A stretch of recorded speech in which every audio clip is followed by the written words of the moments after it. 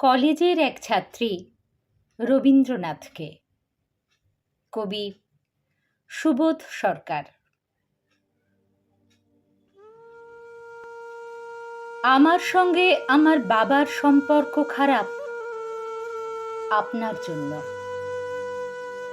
কলেজের সেকেন্ড ইয়ারে উঠেই আমি বুঝতে পারি জীবনটা মাধ্যমিক পরীক্ষা নয়, ঈশান থেকে এসপ্ল্যানেড পর্যন্ত একটা বিরাট আয়না, তাতে খাদ্য এবং খাদকের মুখ, কিন্তু দুজনের একজনও জানে না কে খাবে আর কে খেতে দেবে।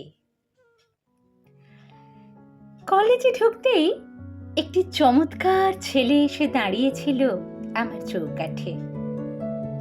দুটো স্বপ্নের চোখ, এলোমেলো চুল, হাতে পেঙ্গুইন পেপার ব্যাগ, চোখে সারাক্ষণ বার্গম্যান, রুসোয়া, আইজেনস্টাইন। কিন্তু একটি ফিল্ম ফেস্টিভ্যাল থেকে আর একটি ফিল্ম ফেস্টিভ্যালে পৌঁছতেই বুঝতে পারলাম আমি একটা আধ খাওয়া আপেল। এবং চমৎকার সেই ছেলেটি আমার 1 বছরের প্রেমিক আরেকটি আধ খাওয়া আপেলের সঙ্গে বকখালিতে ধরা পড়ল। থানা, পুলিশ, লোকাল কমিটি সব যথাযোগ্য মর্যাদায় পার হয়ে একটি বৃষ্টির দুপুরে আমাকে বলল, hi baby, I really love you, চল এবার আমরা 3 জন মিলে চাঁদিপুর যাব। চড় কষাতে পারিনি সেদিন, ঘর বন্ধ করে কেঁদেছিলাম। চোখের জলে আপনার গীতবিতানের 37 নম্বর পৃষ্ঠা ভিজে গেল। ভিজে গিয়েছিল সেই গানটা, তুমি যে চেয়ে আছো আকাশ ভরে। এরপর আমার জিন্সের জ্যাকেট, টাইটান ঘড়ি, আমার ইকোনমিক্স অনার্স সব কিছুকেই আকাশ মনে হয়েছিল।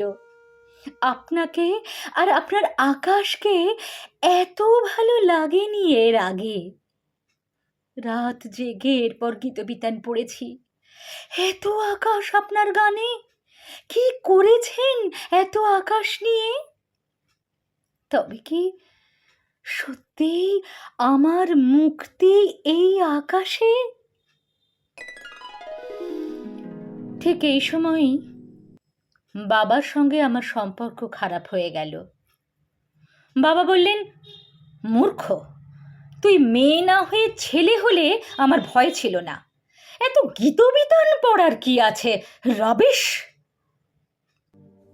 সেদিনই বাড়ি ছেড়ে চলে যাব ভেবেছিলাম, পারিনি। সেদিনই ঘুমের বড়ি খাবো ভেবেছিলাম, পারিনি। তার বদলে বাবার মুখের উপর দাঁড়িয়ে বললাম, তুমি আমার বাবা নও, তুমি আমার বাবা নও, অন্য একজন কোথাও আছেন, তিনিই আমার বাবা। ওপরতলার রাজনীতি করা বাবার অহং সাংঘাতিক। ঠাস করে আমাকে চড় মেরে বললেন, তোমার যা যা লাগবে, টাকা পয়সা সব পাবে, আজ থেকে তুমি আর আমাকে পাবে না, মনে রেখো।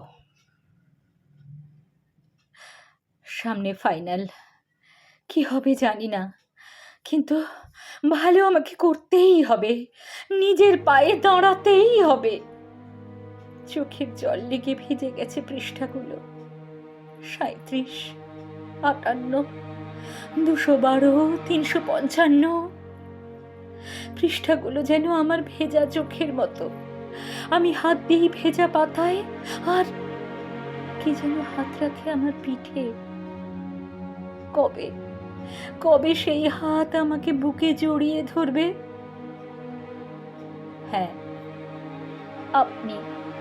আপনি সেই গীতবিতানের লেখক, আমার মতো অজস্র মেয়েকে আপনি আকাশ দিয়েছেন, হেমন্ত দিয়েছেন, শ্রাবণ দিয়েছেন, কিন্তু আপনি যেমন দিয়েছেন নিয়েছেনও তেমনি। তবে নিন, আরো নিন, আরো আরো। আপনি যত নেবেন আমি তত ভালো থাকব। আমাকে নিংড়ে নিন। আমাকে আমার বাবা বোঝেননি। আপনার আকাশ তাই আমার আকাশ। আচ্ছা, আপনি আমাকে কখনো ভুল বুঝবেন না তো?